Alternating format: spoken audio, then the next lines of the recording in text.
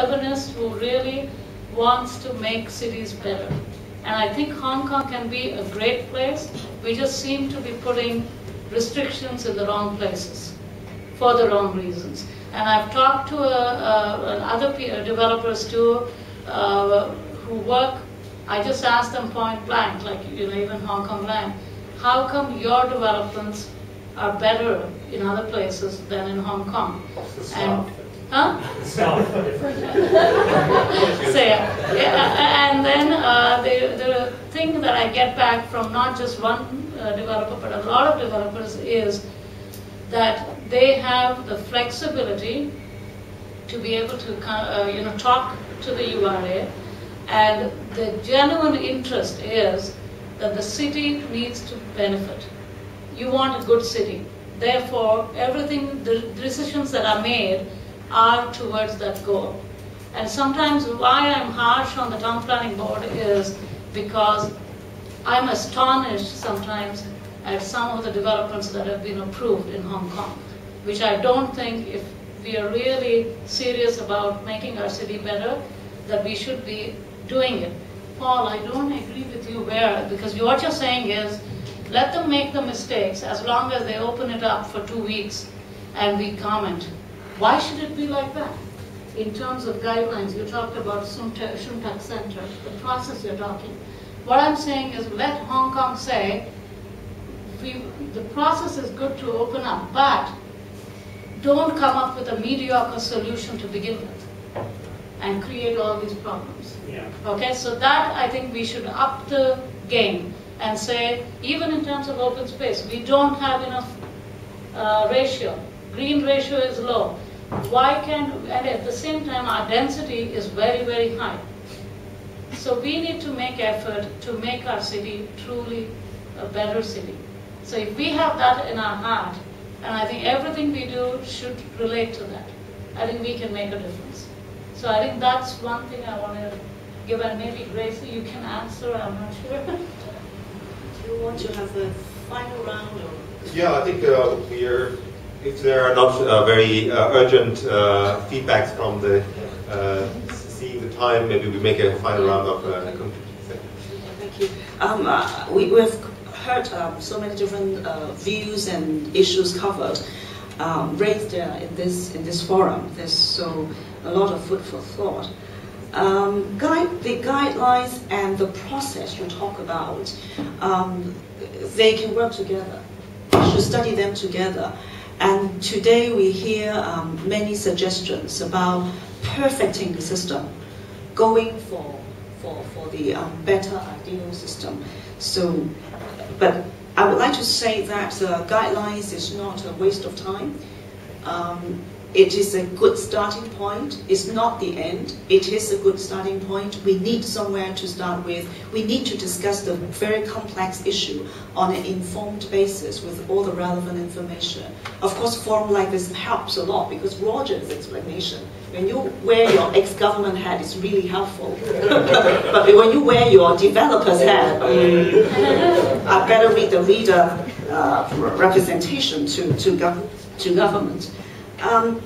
I think that we want to make sure that design and management of public open space and passageways are not an afterthought. What we see today is that they very often are afterthoughts. Or, as Roger put it, something put to the Cinderella board, the town planning board. We're not downgrading the town planning board. Roger also mentioned that we need that at that point in time.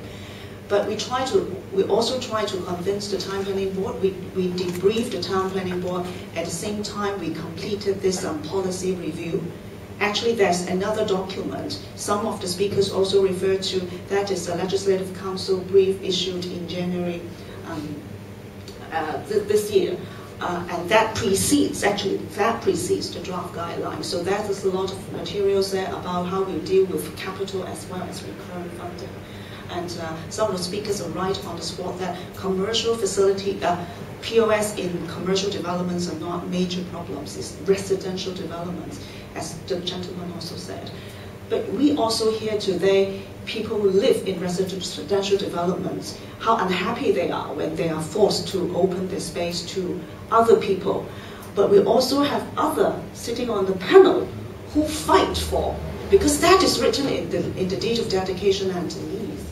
I mean, however who's right or wrong, and we also understand that the developers win the game, generally. And when it comes to residential development, the small flat owners deal with the reality and face the cost. So that is the fact of life. That is the reality we are dealing with. We have proposed a way for small flat owners to opt out of this lease or deed of dedication.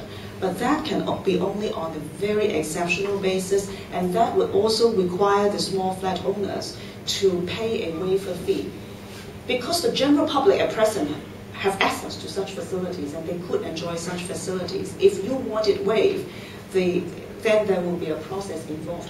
Whether you like it or not, this is how we try to get a way out for exceptional cases. I think the government still does not want to admit a mistake.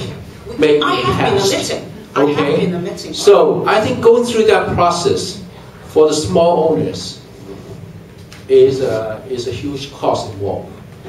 If the social activists, the speaker here, want to take a look at it and say, okay, this is definitely a case for the POS to exist, then I think I have nothing to say.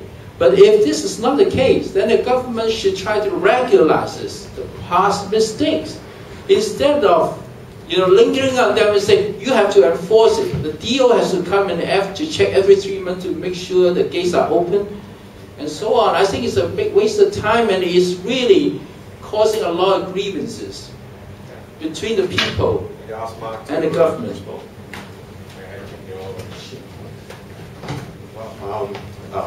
Mr. Yu, right?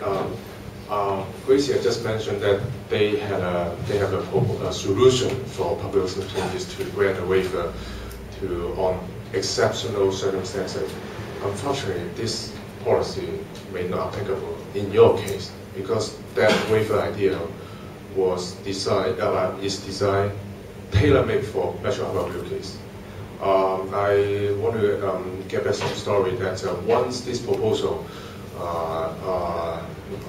is put to the residents of Metro Harbour, it creates a lot of inside fighting among the owners, the flat owners of Metro Harbour. First of all, how much would that cost? Who pay that? They have a big argument. Another fighting point is the owner was split into two groups. One is supporting the waiver idea. One is actually